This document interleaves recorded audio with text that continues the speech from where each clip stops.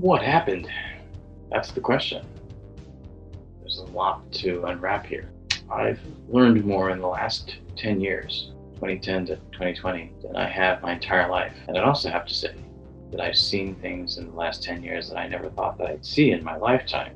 And here we are in 2020. And who would have thought by the middle of the year we'd be not only in a pandemic crisis, but a global pandemic. Of course, out of that, an economic crisis because of it. It's on the level of perhaps the 1930s, potentially, because so many people were forced to go home, be laid off, because of the need to be isolated and because of the contagiousness of the virus, COVID-19. 40 to 50 million people lost their jobs and applied for unemployment just since March. Many people, still millions of people, really hadn't recovered from the economic downturn of 2008, because then they lost homes, they lost retirement, they lost savings that they never recovered. And now here we are with another crisis on a much larger scale because of the pandemic. Millions of people have been affected by COVID-19. Hundreds of thousands have died so far. So the quarantine was necessary.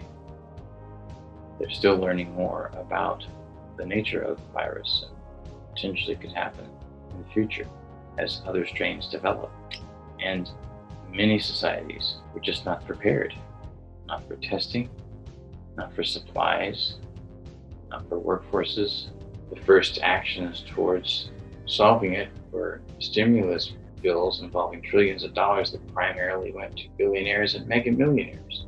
There's still people waiting for one $1,200 stimulus check, which they're still probably going to have to pay taxes on eventually anyway. It's crazy.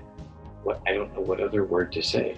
Now we have more social injustice as people have been feeling cooped up in their homes because of the pandemic quarantine. Yet another person of color is literally lynched in the streets, this time Minneapolis by a police officer, like Eric Garner, who was uttering "I can't breathe" in his last words. It caused such an outrage that at least hundreds of protests, peaceful protests for the most part, have happened, not only in Minneapolis, but in cities like Philadelphia, Los Angeles, even in Hollywood. It's reported over 100,000 people gathered to protest and even to celebrate the life of George Floyd. There are so many now that have been literally lynched in the streets that we could create a war memorial type of tribute. That's what has been done to those who lost their lives in military wars. So many problems that have not been addressed for so long, and now here we are, things coming to a head in a very short period of time. So what's next? I haven't even mentioned the environmental crisis, or over 400 parts per million in the carbon dioxide in the atmosphere. We're going in the wrong direction there as well. We really shouldn't be driving our cars so much. In 2018, I produced a documentary called The Roots of Society and the Enlightenment of Solutions for the purpose of this very kind of thing, to identify issues and problems and then primarily find solutions, how to go forward and solve them. It's going to require that we work together though. It's going to take us all to participate. Since that documentary, I've talked to even more people who have added their insight and knowledge as to what to do to address these various problems where they have their expertise and experience. That's what this little short video film is about. Corporations are being advised, focus on the world, the parts of the world that are growing, where your market will expand, where you can participate in growth and therefore see rising profits and do well. And the United States isn't that place. It's over. We are living in a period of American history that is very strange. It's over, but we are all, even those of us in this room, engaged in a massive process of denial. Nor is it surprising. Don't worry, I'm not going to leave you down. Denial is an understandable reaction to a difficult reality. Always has been. You know that from your own personal life. Think about it. So what do you do? What do you do? How do you handle a situation like this as a society? I find conversations like this and music and cultural things, I'm working cultural and economic transition, because that's where I see the hope. And having conversations like this with people on all levels, celebrities, regular people, homeless people on the street, I don't care.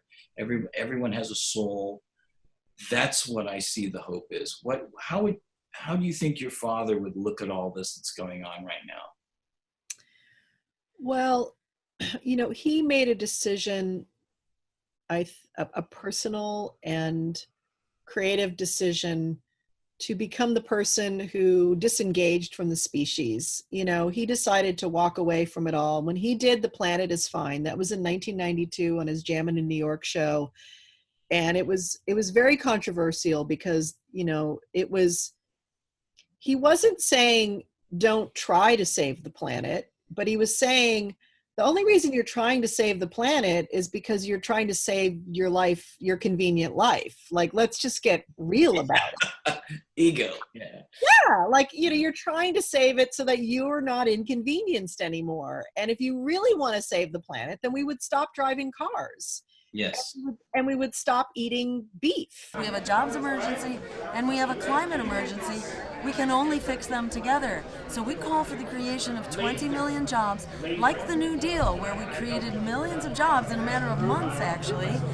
This time, those jobs will also transition our economy to clean, renewable energy, to a healthy, local organic food system, and to public transportation. It turns out we also get healthy in the process here, because if you clean up the pollution that kills 200,000 people a year, and we have healthy food, and we've got public transportation, it's like, what's not to love about this picture? What we do in the eco-socialist Green New Deal is say we got to do what we did during World War II, where the federal government either built or took over from companies like GM and Ford 25% of the manufacturing capacity in order to turn industry on a dime into what they called the arsenal of democracy to defeat the fascists.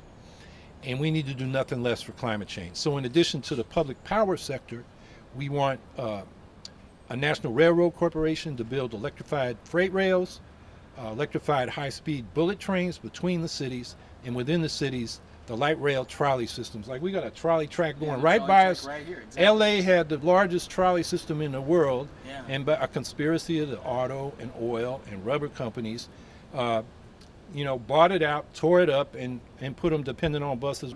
Arrange the challenges in which we face in terms of what's a priority. Everything's important. We have to think holistically about those challenges. So the degradation of the planet, it should concern all of us. War and the United States unbearable imperialism, that's a problem.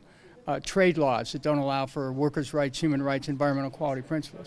We need to change that.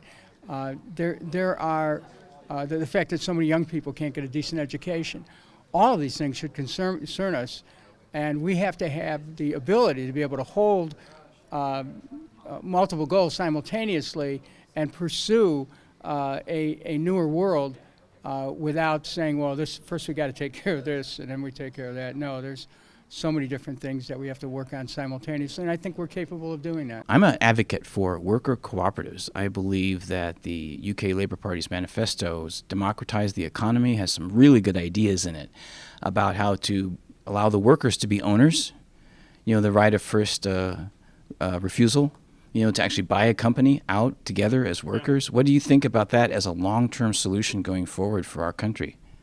I think worker cooperatives are phenomenal, and the more of that sort of structure we have, the better off we'd be. That's one thing I love about the freedom dividend, is that workers having that sort of ownership stake becomes much more realistic in an economy where people all are sharing in the rewards and have some resources to bring to the table. Where the worker subsistence model is just going to get more and more punishing. And so we have to make owners out of everyone of this society. That's one reason why it's called a freedom dividend, because that's what owners receive when they own shares of a company. They receive a dividend, and we are the owners and shareholders of this country. We should get a dividend, and that would put more workers in position to become owners of various businesses. And the more we develop those kinds of businesses like solar and wind and hydropower, I mean, it becomes obvious this is the commons that we all actually, we're building this wealth that you were talking about. We all built together. So let's talk. Let's come together. Let's find solutions. Let's create more democracy in our society, more compassion in our society, more democracy and compassion in the workplace. There needs to be more ownership by the workers themselves, as well as democracy, because they can contribute to the actual productivity, to the creation of the wealth that exists. Why shouldn't they get greater participation in decision-making and ownership of that wealth? They should. We should talk about it. Let's come together. Let's do this. The time is now. Capitalism has been dominant for 250 years. It has never solved economic crisis. Roosevelt made speech after speech at which he said, my policies will not only get us out of the Great Depression, but they will make sure that no future downturn like this will afflict our children. That was a promise he made, but he could not keep. Every president since Roosevelt, including Obama, has promised the same solution. The solution is to not leave in power, inside the corporation, the system that now exists there, because that was the problem. That was not changed in the Great Depression, so we're back in another one. That was not changed in a way that would prevent our cities being destroyed, our children's education undermined. Stop, we have to do that. What would it mean? The best way to describe it, slogan that I use, democratize the enterprise. Finally bring to the enterprise the commitment to democracy we're supposed to be committed to in this country. The factories, the offices, and the stores can and should be run collectively and democratically by the people who work there.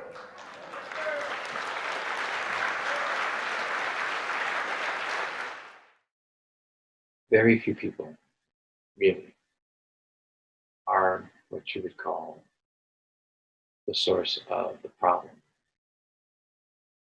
There are always going to be the provocateurs and instigators and the infiltrators of peaceful protests, try to draw attention away from what the greater problems are that need to be solved in our world and in our societies.